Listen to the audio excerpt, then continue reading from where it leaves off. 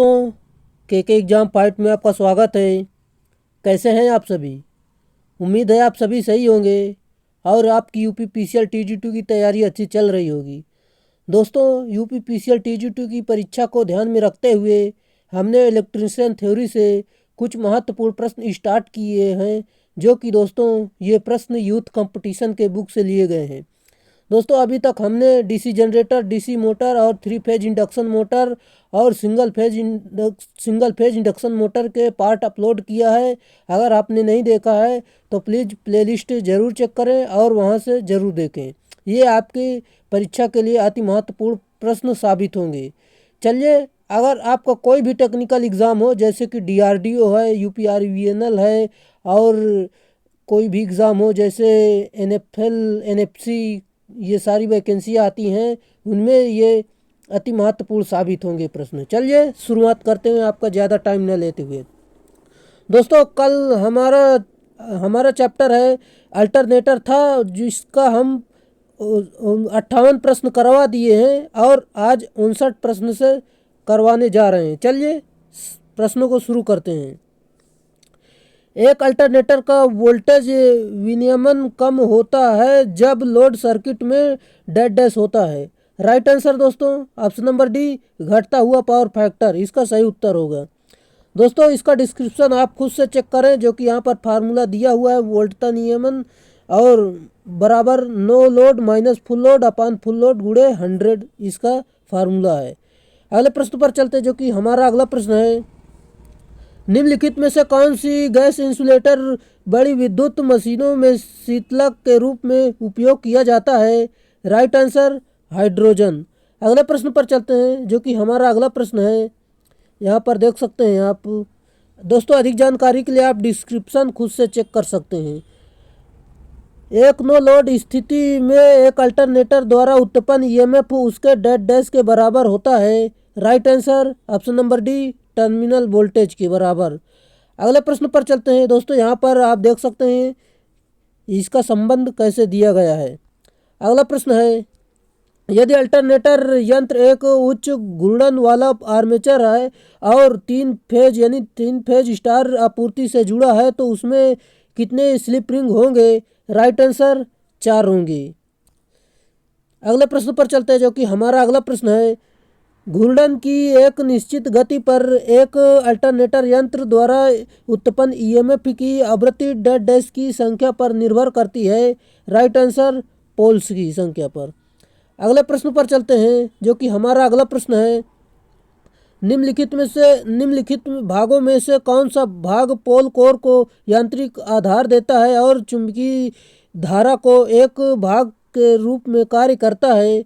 Right answer यहाँ पर हो जाएगा दोस्तों ऑप्शन नंबर बी, योक, जो कि मशीन के सभी भागों को सुरक्षित रखता है और चुंबकीय बल रेखाओं के लिए पथ प्रदान करता है। ये इसका सही उत्तर होगा। और इसकी जो बॉडी होती है वो कास्ट आयरन की होती है और बड़ी मशीनों में कास्ट स्टील की बनी होती है। अगले प्रश्न पर चलते हैं, जो कि हमारा अगला प्रश्न है। एक सिंक्रोनस मोटर में बला घूर्ण कोण टार्क एंगल को कैसे परिभाषित किया जाता है? Right answer option number C, घूर्णक यानी रोटर पोल्स और स्टेटर पोल्स के बीच का कोणीय विस्थापन, इसका सही उत्तर होगा। अगले प्रश्न पर चलते हैं दोस्तों, यहाँ पर आप समझ सकते हैं, अधिक जानकारी ले सकते हैं खुद से, क्योंकि हम दोस्तों हमारे पास इतना टाइम नहीं है, परीक्षाएं काफ़ी नज़दीक हैं, इसलिए हम इतनी तेज़ी पढ़ा रहे हैं। चलिए अगले प्रश्न पर चलते हैं, जो कि हमारा अगला प्रश्न है। दोस्तों, पेन कॉपी लेकर जरूर बैठें, ये सवाल है, आप इसे हल जरूर करें। एक 6600 वोल्ट और 50 हर्ट्ज और 3 फेज टर्बो अल्टरनेटर में स्टेटर वाइंडिंग फैक्टर 0.955, यदि फ्लक्स प्रति पोल 1.2 वेबर है, तो स्टेटर वाइंडिंग में प्रति फेज टर्न की संख्या की गणना करें। दोस्तों, आप इसे आप हल करेंगे तो आपका उत्तर आएगा 15, जो कि आपका उत्तर 15 आएगा। दोस्तों, इसे आप हल करें, क्या आपका उत्तर भी 15 आ रहा है? चलिए अगले प्रश्न पर चलते हैं दोस्तों। यहाँ अगर आप हल नहीं कर पा रहे हैं तो यहाँ से देख लीजिए, इसका फार्मूला दिया गया है, आप यहाँ से देखकर हल कर सकते हैं, जो कि काफ़ी सिंपल सवाल है। इसमें फार्मूले पर वैल्यू रख देना, आपका आ जाएगा। अगले प्रश्न पर चलते हैं। एक सिंक्रोनस यानी तुल्यकालिक जनरेटर का वोल्टेज रेगुलेशन ऋणात्मक हो सकता है जब। Right answer load power factor leading होता है, इसका सही उत्तर होगा। यहाँ पर इसका फार्मूला देख सकते हैं, वोल्टता नियमन बराबर फार्मूला क्या होता है आप सभी समझ लीजिए। जैसे कि दोस्तों मैं आपको बता दूं, विद्युत वाहक बल माइनस वोल्टेज अपान वोल्टेज गुणे 100, इसका सही उत्तर होगा। अगले प्रश्न पर चलते हैं, जो कि हमारा अगला प्रश्न है, उस अधिकतम टॉर्क को क्या कहा जाता है जो एक सिंक्रोनस मोटर यदि स्थिर अवस्था में रेटेड वोल्टेज और आवृत्ति पर रोटर की किसी भी कोणीय स्थिति में विकसित होता है। Right answer option number D, rotor torque locked होता है इसमें, ये इसका सही उत्तर होगा। दोस्तों यहाँ पर अधिक जानकारी आप ले सकते हैं जो कि यहाँ पर दी गई है। अगले प्रश्न पर, जो कि हमारा अगला प्रश्न है, सेलियंट पोल रोटर की पहचान क्या देखकर की जा सकती है। Right answer option number C, बड़ा व्यास और छोटी अच्छी लंबाई। अगले प्रश्न पर चलते हैं, जो कि दोस्तों इसकी लंबाई चौड़ाई आप देख सकते हैं कितनी कितनी दी गई है। अगला प्रश्न है, जो कि हमारा अगला प्रश्न यहाँ पर दिया गया है, स्थिर लोड और स्थिर टर्मिनल वोल्टेज के साथ एक सिंक्रोनस मोटर का वी कर्व का एक सेट किसके बीच संबंध दिखाने के लिए खींचा जाता है। राइट आंसर ऑप्शन नंबर ए, आर्मेचर करंट और फील्ड करंट, इसका सही उत्तर होगा। अगले प्रश्न पर चलते हैं दोस्तों, यहाँ पर इसका देख सकते हैं कर्व कैसे खींचा गया है। अगले प्रश्न पर चलते हैं, जो कि हमारा अगला प्रश्न यहाँ पर दिया गया है, आप देख सकते हैं, बिजली घरों पर रिएक्टेंस पावर नियंत्रण के लिए कौन सा मोटर प्रयुक्त किया जाता है। राइट आंसर सिंक्रोनस मोटर, इसका सही उत्तर होगा। अगले प्रश्न पर चलते हैं, जो कि हमारा अगला प्रश्न है, किसके मदद के साथ एक एसी जनरेटर विद्युत ऊर्जा को बाहरी भार के लिए संचरित करता है। राइट आंसर स्लिप रिंग, इसका सही उत्तर होगा। अगले प्रश्न पर चलते हैं, जो कि हमारा अगला प्रश्न है, एक सिंक्रोनस जनरेटर में शॉर्ट सर्किट अनुपात SCR और सिंक्रोनस रिएक्टेंस प्रति इकाई रिएक्टेंस के बीच संबंध क्या है। राइट आंसर दोस्तों ऑप्शन नंबर सी, SCR बराबर 1 रिएक्टेंस यानी XD, इसका सही उत्तर होगा। दोस्तों यहाँ पर इसका ग्राफ बनाया गया है, आप यहाँ से समझ सकते हैं, SCR का फार्मूला दिया गया है। अगले प्रश्न पर चलते हैं, और यहाँ से दोस्तों देख सकते हैं इसको कैसे हल किया गया है। हमारा अगला प्रश्न है, जो कि यहाँ पर देख सकते हैं, बहुत उच्च गति के अल्टरनेटर के लिए किस प्रकार का रोटर उपयुक्त किया जाता है। राइट आंसर नॉन सेलियंट पोल का। अगले प्रश्न पर चलते हैं दोस्तों, इसकी गति यहाँ पर दी गई है और इसकी क्या क्या खूबियाँ होती है सारी जानकारी आप ले सकते हैं। दोस्तों यहाँ से काफ़ी अच्छे प्रश्न बनते हैं। अगला प्रश्न है, सिंक्रोनस जनरेटर के संदर्भ में निम्नलिखित में से कौन सा कथन सही है। राइट आंसर उनमें स्टेशनरी आर्मेचर और रोटेटिंग फील्ड वाइंडिंग होते हैं, यह इसका सही उत्तर होगा। अगले प्रश्न पर चलते हैं, आपका अगला प्रश्न है दोस्तों, अभी तक हमारे चैनल को आपने सब्सक्राइब नहीं किया है तो प्लीज़ चैनल को सब्सक्राइब जरूर करें। अल्टरनेटर में डैम्पर वाइंडिंग का उपयोग करने का उद्देश्य निम्नलिखित में से कौन सा है। राइट आंसर हंटिंग प्रभाव को कम करना, इसका सही उत्तर होगा। दोस्तों यहाँ पर अधिक जानकारी ले सकते हैं आप। अगला प्रश्न है, उच्च टर्मिनल वोल्टेज प्राप्त करने के लिए आमतौर पर 3 फेज अल्टरनेटर को कैसे कनेक्ट किया जाता है। राइट आंसर स्टार में कनेक्शन करते हैं। अगला प्रश्न है, जो कि हमारा अगला प्रश्न दिया गया है, एक सिंक्रोनस जनरेटर में 5वां हार्मोनिक वोल्टेज हटाने के लिए कॉइल में कितने डिग्री का शॉर्ट पिच होना चाहिए।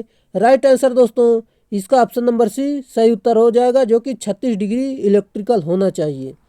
अगले प्रश्न पर चलते हैं दोस्तों, इसका हार्मोनिक बहुत ही काफ़ी महत्वपूर्ण, इससे प्रश्न पूछे जाते हैं, पहला दूसरा पांचवा जो भी हो आप यहाँ से देख सकते हैं, इसका फार्मूला से आप निकाल सकते हैं।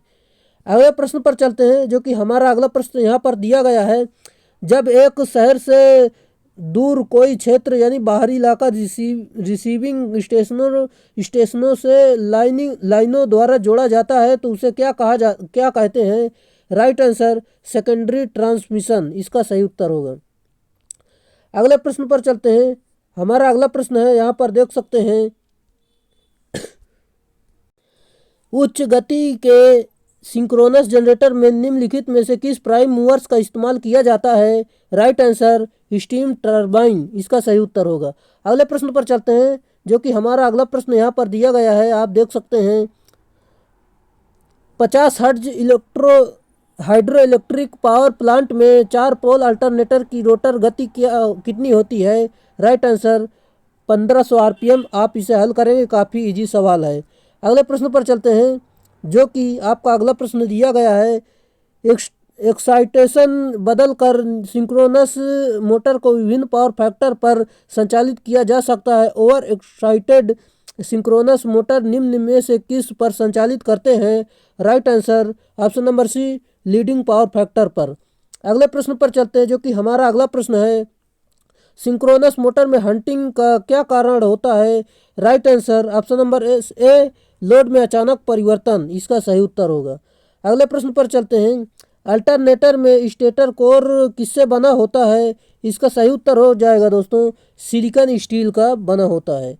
अगले प्रश्न पर चलते हैं, आपका अगला प्रश्न यहाँ पर दिया गया है, प्रत्यावर्तक अल्टरनेटर यानी अल्टरनेटर उस समय अधिकतम शक्ति प्रदान करता है जब भार कोण यानी लोड एंगल डैश होता है। राइट आंसर इसका 90 डिग्री होगा, जो कि दोस्तों यहाँ पर देख सकते हैं कैसे यहाँ पर हल किया गया है।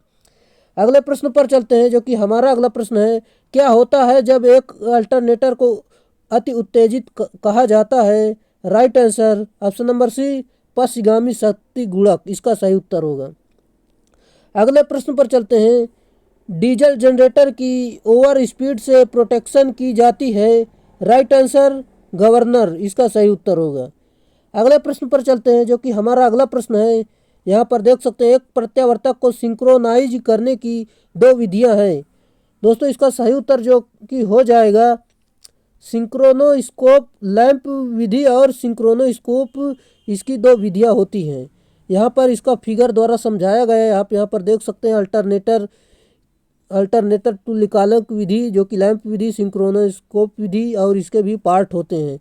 अगले प्रश्न पर चलते हैं, निम्नलिखित में से कौन सा एक अल्टरनेटर शाफ्ट के एक सिरे पर फिक्स्ड एक छोटा डीसी शंट या कंपाउंड डायनमो है? राइट आंसर ऑप्शन नंबर ए, उत्तेजक इसका सही उत्तर होगा। अगले प्रश्न पर चलते हैं, जो कि हमारा अगला प्रश्न है, ग्रिड सिंक्रोनाइजेशन विफलता का कारण बन सकता है? राइट आंसर भारी हार्मोनिक्स इसका सही उत्तर होगा।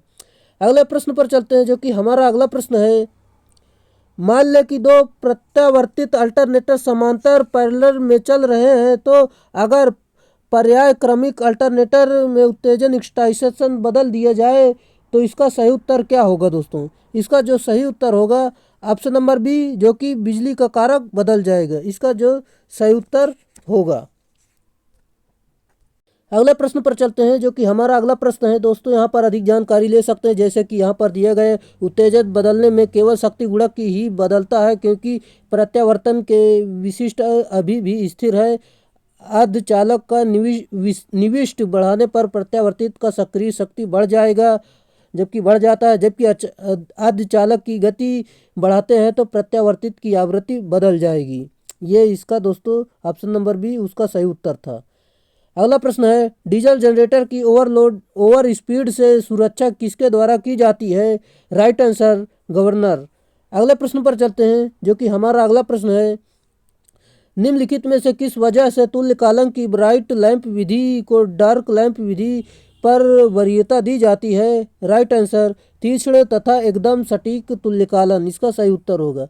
अगले प्रश्न पर चलते हैं, जो कि हमारा अगला प्रश्न है, ग्रिड सिंक्रोनाइजेशन के लिए फेज एंगल की अधिकतम सीमा कितनी होती है? Right answer ±20 degree. अगले प्रश्न पर चलते हैं, जो कि हमारा अगला प्रश्न है, समुन्नत यानी साइलेंट पोल रोटर की यूज्ड फॉर यानी का प्रयोग निम्नलिखित के लिए किया जाता है? समुन्नत ध्रुव रोटर का प्रयोग निम्नलिखित के लिए किया जाता है? राइट आंसर अधिक ध्रुवों के साथ निम्न स्पीड जनरेटर। अगले प्रश्न पर चलते हैं, जो कि हमारा अगला प्रश्न है, दोस्तों अभी तक हमारे चैनल को आपने सब्सक्राइब नहीं किया है तो प्लीज़ चैनल को सब्सक्राइब जरूर करें। बड़े तुल्यकालिक जनरेटरों में उत्तेजन हानि उस समय होती है जब, राइट आंसर डीसी सप्लाई के पावर कनेक्शन की हानि होती है। अगले प्रश्न पर चलते हैं, यदि दो प्रत्यावर्तक समांतर में कार्य कर रहे हैं, यदि उनमें एक एक द्वारा साझा किया जाता है तो भार बढ़ाना है तो इसके क्षेत्र उत्तेजन होना चाहिए। राइट आंसर नियत रखना चाहिए तथा इनपुट बला गुण बढ़ाना चाहिए। अगले प्रश्न पर चलते हैं। अल्टरनेटर में चुंबकीय क्षेत्र निम्नलिखित में उत्पन्न होता है। राइट आंसर रोटर में। अगले प्रश्न पर चलते हैं। दोस्तों आपका अगला प्रश्न होगा, दो वाष्प चालित प्रत्यावर्तक यानी अल्टरनेटर समांतर में काम कर रहे हैं तो भार का वहन लोड यानी लोड शेयरिंग किसके समायोजन करने से परिवर्तित हो सकता है। Right answer option number C, मूल गति उत्पादक में वाष्प की मात्रा, इसका सही उत्तर होगा। अगले प्रश्न पर चलते हैं, जो कि शॉर्ट सर्किट वाइंडिंग प्रत्यावर्तकों में क्या हानि होगी। राइट आंसर कुल वोल्टता कम होगी, इसका सही उत्तर होगा। अगले प्रश्न पर चलते हैं, जो कि दोस्तों इसका सवाल है, आप इसे हल जरूर करें।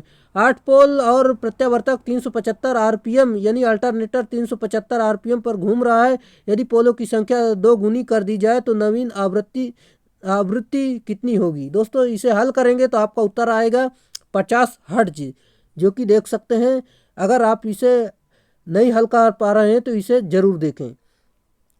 दो अल्टरनेटर समांतर में जोड़ने के लिए कौन सी शर्त आवश्यक है। राइट आंसर समान टर्मिनल वोल्टता, ये इसका सही उत्तर होगा। अगले प्रश्न पर चलते हैं। एक तुल्यकालिक मोटर समान उत्तेजन पर चल रही है, यदि मोटर में लोड बढ़ा दिया जाए तब बढ़ेगा। दोस्तों इसका जो उत्तर होगा ऑप्शन नंबर, जो कि यहाँ पर दिया गया है, ऑप्शन नंबर बी आर्मेचर धारा, इसका सही उत्तर है। अगले प्रश्न पर चलते हैं। एक प्रत्यावर्तक यानी एक अल्टरनेटर का आंशिक पिच 5/6 है, उसकी कुंडली दूरी यानी कॉइल स्पान कितनी होनी चाहिए। राइट आंसर 150 डिग्री होनी चाहिए। दोस्तों जो कि इसका फार्मूला दिया गया है, यहाँ पर रख कर निकाल लिया गया है। अगले प्रश्न पर चलते हैं। अल्टरनेटर का वोल्टता नियंत्रण किस पर निर्भर करता है। राइट आंसर भार और शक्ति गुणक दोनों पर। अगला प्रश्न है, जो कि यहाँ पर देख सकते हैं। अल्टरनेटर को ऑनलाइन नहीं किया जा सकता यदि। राइट आंसर अल्टरनेटर और नेटवर्क के फेज संबंध संपाती नहीं है, ये इसका सही उत्तर होगा। ऑप्शन नंबर डी सही उत्तर है। अगले प्रश्न पर चलते हैं, जो कि दोस्तों इसका सवाल है, आप इसे हल जरूर करें। जो कि दोस्तों चलिए इसे देखते हैं।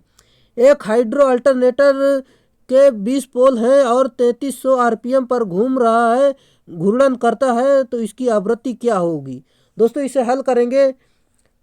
एफ बराबर होता फार्मूला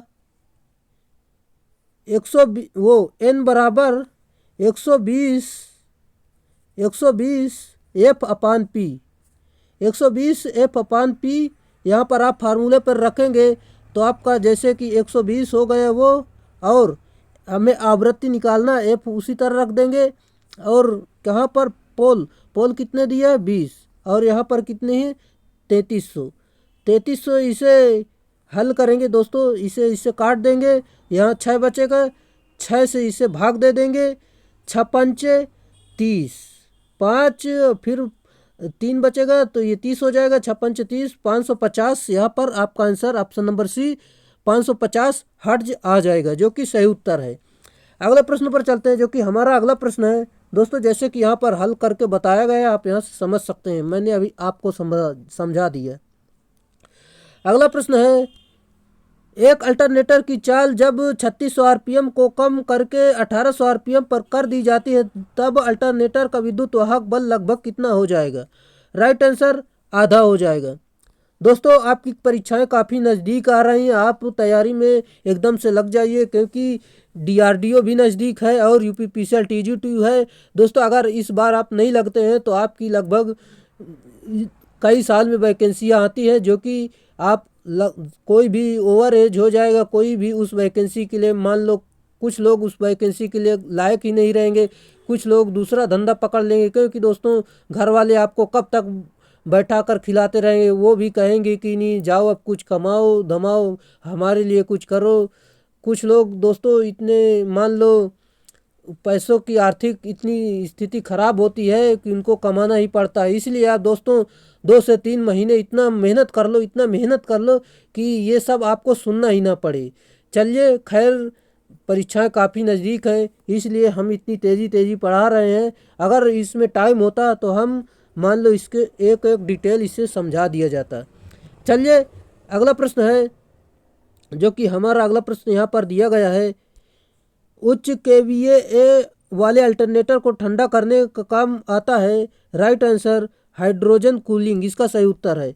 अगला प्रश्न है, वॉशिंग मशीन जो स्टीम टरबाइन से चलती है डैश डैश कहलाती है। राइट आंसर टर्बो अल्टरनेटर इसका सही उत्तर होगा। अगले प्रश्न पर चलते हैं, जो कि हमारा अगला प्रश्न यहाँ पर दिया गया है। यहाँ पर देख सकते हैं, एक एक्साइटर प्रदान करता है। राइट आंसर दोस्तों एसी सप्लाई इसका सही उत्तर होगा। अगले प्रश्न पर चलते हैं, जो कि हमारा अगला प्रश्न यहाँ पर दिया गया है।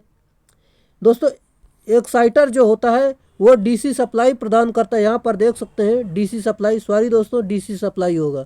अगले प्रश्न पर चलते हैं, जो कि हमारा अगला प्रश्न है। यहाँ पर देख सकते हैं, एक एक्साइटर डीसी सप्लाई प्रदान करता है। एक्साइटर का उपयोग बड़े अल्टरनेटरों में किया जाता है, जो कि आप यहाँ पर देख सकते हैं।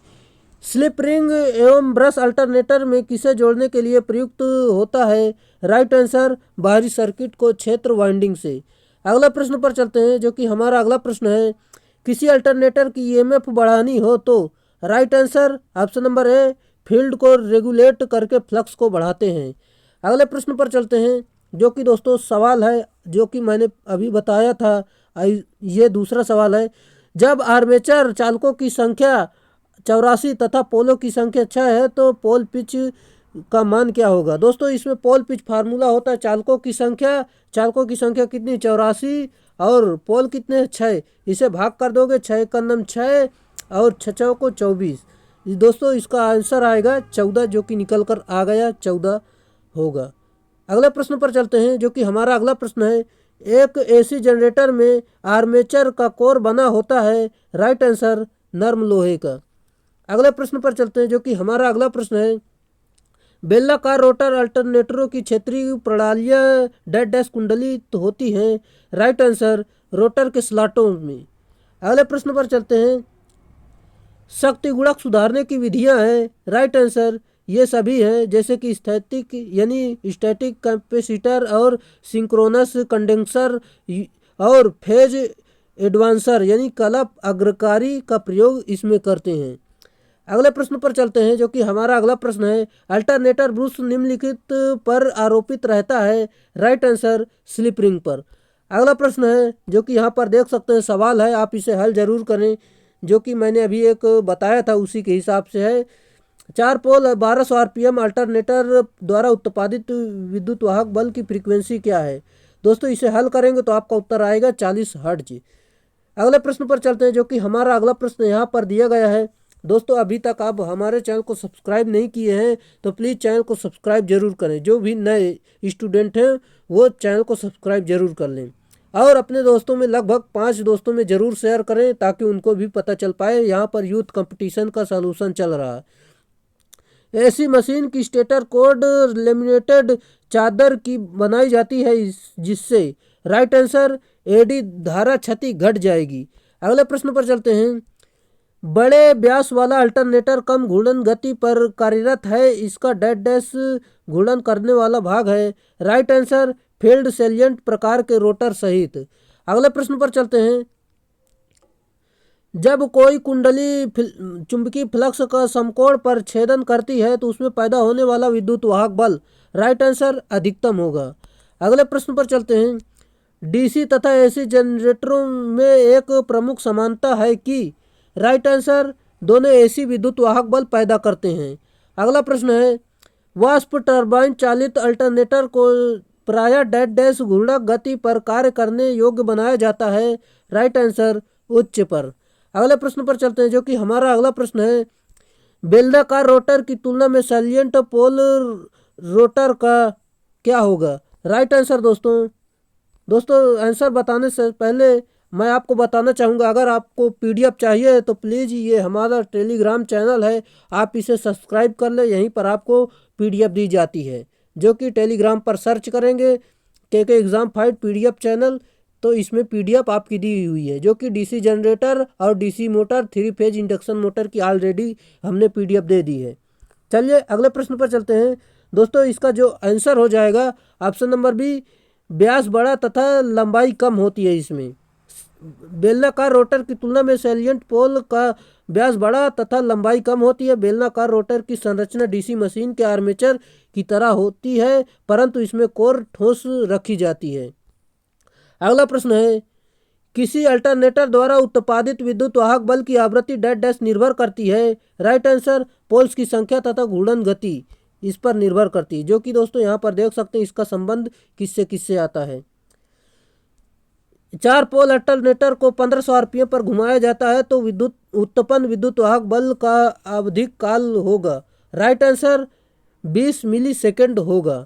अगले प्रश्न पर चलते हैं, जो कि हमारा अगला प्रश्न है, एक अल्टरनेटर में किसी उद्योगशाला में विभिन्न प्रकार के लोड संयोजित है। यदि फेज क्रम को आर वाई बी के स्थान पर आर बी वाई कर दिया जाए तो right answer 3 phase motor load प्रभावित होंगे, इसका सही उत्तर होगा। अधिक जानकारी यहाँ से ले सकते हैं। अगला प्रश्न है, जो कि हमारा अगला प्रश्न यहाँ पर दिया गया है, विद्युत उत्पादन केंद्रों में प्रयुक्त अल्टरनेटर समान डैश डैश प्रकार के होते हैं। राइट आंसर दोस्तों यहाँ पर आप देख सकते हैं स्थिर आर्मेचर, इसका सही उत्तर होगा। अगला प्रश्न है, आपका अगला प्रश्न यहाँ पर दिया गया है, अल्टरनेटर की आउटपुट डैश डैश में अंकित की जाती है। Right answer option number D KVA में, इसका सही उत्तर होगा। अगले प्रश्न पर चलते हैं, अल्टरनेटर की आउटपुट डैश डैश को नियत रखने के लिए प्राइम मूवर की घूर्णन गति को समायोजित करना पड़ता है। राइट आंसर फ्रीक्वेंसी को। अगला प्रश्न पर चलते हैं, जो कि हमारा अगला प्रश्न है, सूत्र है, आप इसे ध्यान से जरूर देख लें। अल्टरनेटर का वोल्टता नियमन निम्न सूत्र से दर्शाया जाता है। Right answer option number A, voltage no load voltage और full load voltage upon full load voltage गुणे 100, इसका जो कि सही उत्तर हो जाएगा, इसका फार्मूला होता है। अगले प्रश्न पर चलते हैं दोस्तों, यहाँ पर आप समझ सकते हैं। अगला प्रश्न है, जो कि दिया गया है, अल्टरनेटर को समांतर में प्रचालित करने से राइट आंसर अतिरिक्त लोड को वहन किया जा सकता है, इसका सही उत्तर होगा। अगला प्रश्न है, अल्टरनेटर का पावर फैक्टर डैश डैश पर निर्भर करता है। राइट आंसर अल्टरनेटर की उत्तेजना पर। अगला प्रश्न है, जो कि दोस्तों अल्टरनेटर के आर्मेचर प्रतिक्रिया रिएक्शन का प्रभाव मूलतः है। राइट आंसर टर्मिनल वोल्टेज पर होता है। अगले प्रश्न पर चलते हैं, जो कि हमारा अगला प्रश्न है, अल्टरनेटर को अत्यधिक उत्तेजित यानी ओवर एक्साइटेड कहा जाता है जब वह डैश डैश कार्यरत होता है। राइट आंसर पिछड़ते हुए पावर फैक्टर पर। अगले प्रश्न पर चलते हैं, जो कि हमारा अगला प्रश्न है, अल्टरनेटर के समन्वय सिंक्रोनाइजेशन को परखने के लिए प्रयोग की जाने वाली प्रचलित विधि है। राइट आंसर डार्क तथा ब्राइट लैंप विधि। अगले प्रश्न पर चलते हैं, जो कि दोस्तों दिया गया है, अल्टरनेटर द्वारा उत्पादित विद्युत वाहक बल की गणना के लिए सूत्र का प्रयोग किया जाता है। राइट आंसर ऑप्शन नंबर ए, इसका सही उत्तर होगा। अगले प्रश्न पर चलते हैं, जो कि हमारा अगला प्रश्न यहाँ पर दिया गया है। आपका अगला प्रश्न है, अल्टरनेटर के गतिशील रोटर को प्रदान किया जाने वाला उत्तेजक वोल्टेज डैश डैश होता है। राइट आंसर निम्न डीसी। अगला प्रश्न है, जो कि हमारा अगला प्रश्न दिया गया है, जल विद्युत अल्टरनेटर की तुलना में टर्बो अल्टरनेटर के रोटर का व्यास होता है, जिसका कारण है। राइट आंसर उच्च घूर्णन गति पर कार्य करना। अगले प्रश्न पर चलते हैं, जो कि हमारा अगला प्रश्न है, दो अल्टरनेटर के समन्वय स्थापित करने के बाद एक अल्टरनेटर से एक दूसरे पर लोड शिफ्ट करने के लिए राइट आंसर इनकमिंग मशीन के प्राइम मूवर की फ्यूल सप्लाई बढ़ाई जाती है। अगले प्रश्न पर चलते हैं, जो कि हमारा अगला प्रश्न है, चित्र में दर्शाया गया अल्टरनेटर डैश डैश प्रकार का होता है। राइट आंसर अर्थयुक्त स्टार संयोजित होता है। अगले प्रश्न दोस्तों इसे देख सकते हैं, स्टार में संयोजित है और जो डेल्टा होता है वो जो कि इस प्रकार का होता है। अगले प्रश्न पर चलते हैं, जो कि हमारा अगला प्रश्न यहाँ पर दिया गया है। दो त्रिकला प्रत्यावर्ती, दोस्तों इसे आप खुद से पढ़ लें, काफ़ी लंबी दी गई है लाइन। अगला प्रश्न पर चलते हैं। यदि आरपीएम 200 पारेषण प्रति चक्र 0.05 mm तो पारेषण यानी पोषण प्रति मिनट होगा। Right answer option number B 10 mm इसका सही उत्तर होगा। अगले प्रश्न पर चलते हैं। उस कथन को खोजिए जो सही नहीं है। दोस्तों इसमें कथन को खोजना है। अल्टरनेटर के क्षेत्र रोटर पर समायोजित किया जाता है और आर्मेचर वाइंडिंग स्टेटर पर, क्योंकि राइट आंसर आवश्यक स्लिप रिंग केवल 3 होती हैं। अगले प्रश्न पर चलते हैं। किसी अल्टरनेटर द्वारा कौन सी धारा पैदा की जाती है। राइट आंसर एसी निकाली जाती है। अगले प्रश्न पर चलते हैं, जो कि हमारा दोस्तों यहाँ पर अगला प्रश्न है।